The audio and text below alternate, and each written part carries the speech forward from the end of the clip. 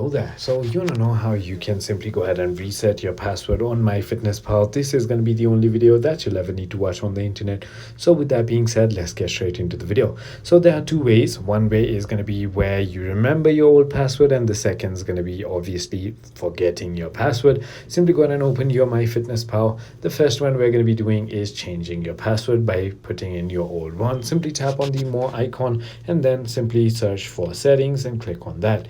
Once you've done that, all you need to do is simply go ahead and click on sharing and privacy and click on change password. Go ahead and enter your new password and re-enter your new password right over here, and it's going to completely change it.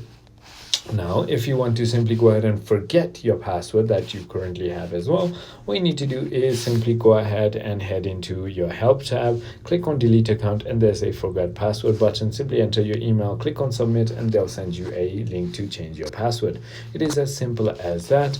I hope this video was helpful to you. If it was, hit that like button, and I'll see you on the next one.